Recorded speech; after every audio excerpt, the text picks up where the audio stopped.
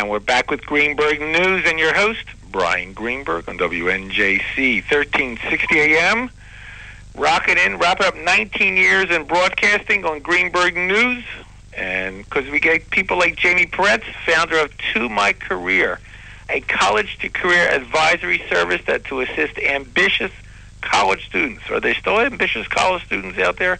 I guess so. I hope so. Because Jamie has a business all wrapped around them, and recent graduates and realizing the careers they have worked to achieve and towards and so forth. And candidates who work with Jamie get consultation designed to give them the knowledge and skills required to turn their academic and other achievements into meaningful employment. Jamie, welcome to Greenberg News. Thank you very much. It's a pleasure to talk to you all. Well, I'm looking at your background. BA from Princeton, MBA NYU, JD Georgetown. I barely got out of high school, so hopefully we can have a conversation here. Brian, you look like you're doing very well, so I'm not worried about you. You're not. You are so kind. You're so polite. I don't know. They taught you well at Princeton. I can see that. Oh, thank you. So well, I'll give some credit to my parents as well. Absolutely. I knew you had a good upbringing. And you're in New York City these days, correct? Yes, that's correct. Okay, just want to give a plug. And now, by the way, before we get started, we can start plugging your business as well. ToMyCareer.com is where our listeners can learn more about what you do. Yes, it's the number ToMyCareer.com, www.ToMyCareer.com. Well, I'm looking at your background. Investment banking, Credit Suisse, J.P. Morgan, attorney with Pillsbury. How did you survive investment banking? Was that the most trying period of your life? I'm actually, if I step back and think about investment banking and how that led into the rest of my life, it's an example of what I work with people or students on. Investment banking was very trying. I had been very interested in working on Wall Street. I had really, really liked the people, and I had really loved the transactional environment, and that's why I ended up at J.P. Morgan and at Credit Suisse. But the longer I stayed, and it wasn't super long, the more I realized that what I really loved about it was the people, and it was the people that were on the street at the time that were so interesting and so bright and doing so many really interesting transactions in lots of places. And I did a deal in Russia when it was first opening. So oh, wow. It was, it was. You must have done that deal when you were about 12 or so. I mean, how did you I was about 12. Very, very well said. I'm a good judge of these things. I know how to pick this I stuff knew up. I liked you, Brian. There are many reasons to like me. Absolutely. That's one of them. Exactly. So after I was 12 and finished the deal in Russia, right. I decided that I wanted very much to figure out a way to do transactions with the people of Wall Street, which is why I then became an executive recruiter. And I was at Korn Ferry for a very long time doing Wall Street recruiting, which was terrific, and I really liked it. But it was the narrative, which is what I am always teaching students to do, is to figure out the links between what you really like and what you really want to do and how it works. And for me, it was that I had loved being involved with Wall Street, but it was the people that were pulling me forward. That energized you, and seeing them develop was really the juice that you got out of doing that. Exactly. So it was perfect for me to do transactions that were about people, and the people were the main interest. And that's how I got, frankly, led to My Career. That's what made me create it, because I saw that the next generation was not as able as some people had been before, though I'm not sure that everybody was able before. I think that I was very lucky to realize what I wanted and how I wanted to achieve that. But I know that I've worked with people at all different levels, and I've mentored people at all different levels, and I knew that this generation really needed those tools to help them understand how to optimize everything they had done on campus, off campus, during those years, and to move forward and to consciously and effectively create a career using using their different experiences, whether they were in the classroom, on the playing fields, with newspapers, with summer jobs, with family situations, all types of situations are really a part of who someone is and why they are right to do something at a given point in time. And I wanted to take everything I had learned and that had been so effective for me and really help the next generation do that. I think of all, people's life work, what you're doing, seriously, is more important than anything.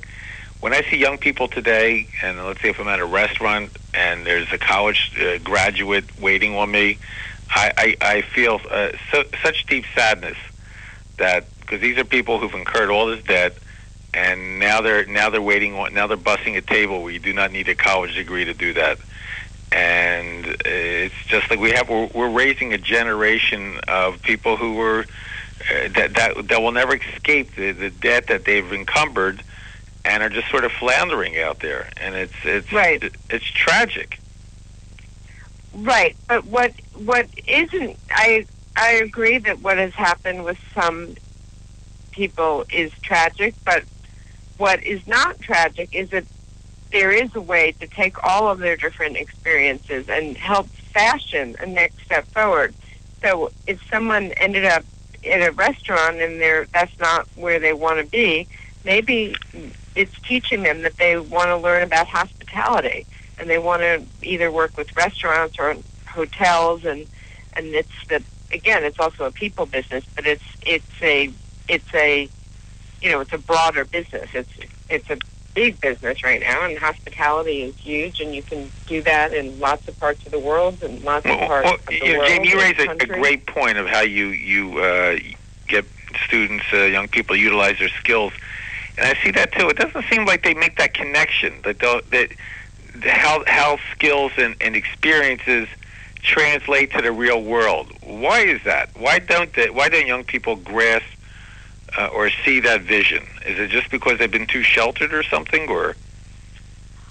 I don't know that it's that they've been too sheltered. I think that as life for a lot of these young people has become so competitive, and it's become harder and harder to get into some colleges and graduate programs, I think that they've been so focused on doing well and getting great grades and getting great scores on the SATs or whatever test they need to take, that some of them have lost the greater picture of what this all means and what is this telling me about myself, and what about these different experiences can I translate to the next phase of my life. I think that they've been under more pressure as a generation, and look, they've seen some bad economic times, and I think that they've been told you have to do very, very well and study very, very hard to be at the top of this, and that's all true, but it's sometimes, I think, blurring out some of the bigger goals, and I think it's unfortunate. And yes, I agree with what you're saying, which is, again, one of the reasons that I so wanted to do what I'm doing now. And which is a wonderful contribution. I was a C+ student in college. I didn't begin learning until I left school, and that's when I developed other experiences. And I actually went into accounting and financial services. But my point being is that, because of this pressure about grades, if they don't perform well or what they fear is not adequate, there's this depression that sets in, that somehow they're lacking and only doom awaits them. Academics and performing well on exam is no predictor for how well you perform in life. No, it's not. And what you said about yourself is a perfect example, right? Look how great you're doing, and you did fine in school, but you I guess were not. I have a problem with memorizing. I'm not a memorizing type person. That's what I just. Right. I had an epiphany the other day. I've been out of school for 30+ years, and I just realized the reason why I didn't do well in school is because I couldn't memorize. That and maybe paying attention too, I think, and causing a disruption in the classroom and being a little bit of ADD and all that stuff. I think all those factors may have come into play as well. But right. No, there's lots of different factors and there's lots of different situations, but I do think that there's been so many different pressures and so many different concerns that there's a little bit of losing the forest for the trees and a little bit of not stepping back and really looking at all of life's experiences and what has been really important to you and what has been most gratifying and what have you really loved doing. Because you can't go into a career because you think it's a quote-unquote good career, because then you'll never really be a star. You need to go into a career that you love. I mean, it needs to be an area that you really have an interest in so that when you're going to work every day, you're excited. And I know I'm sounding a little trite, and I'm not the first person to have said that. But no, look, I acknowledge that. But the other hand, you can't be good at something that you don't have a passion for.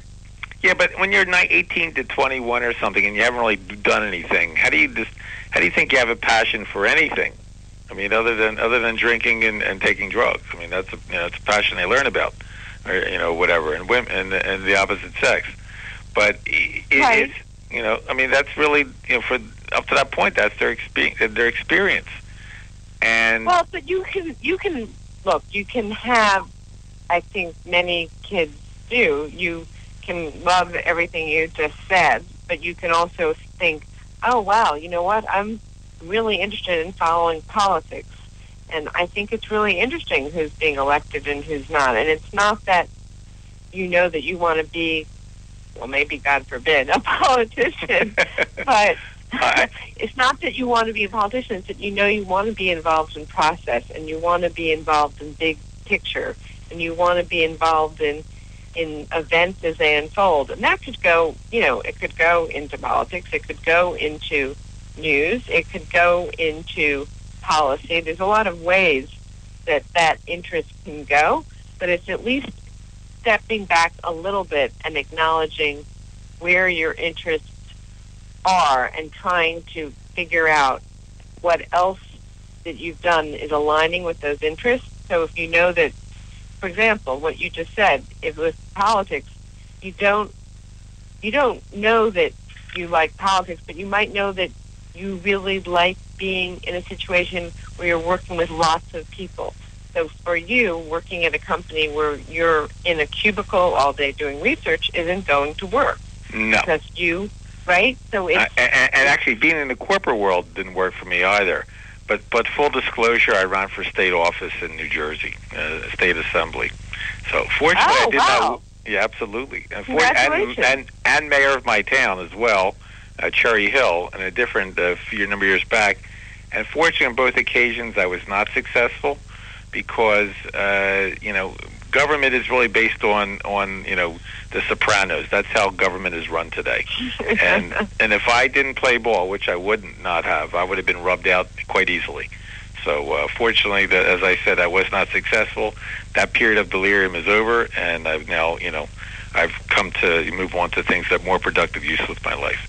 But absolutely. But it sounds like you learned from those experiences. Oh, absolutely! It was a great experience. I mean, I'm I have no regrets at all. I try not to regret anything I do, but I'm sure there's some. But absolutely, it was just great insight into the process and really understanding how corruption works, and it's really so pervasive at all levels of government, and it's just institutionalized, and people are not aware of it.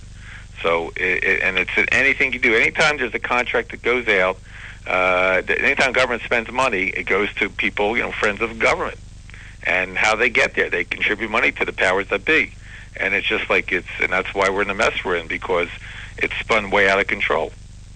So it's right. It sounds like politics is still a second passion for you, though. Oh, absolutely. I still, it's not like I turn it off, but it's it's like reading the newspapers. I still, what's that? People don't read anymore, but I still want to be aware, and I still follow it, and I still understand it, but it's a very corrupting process, and those who don't play ball are not there for very long.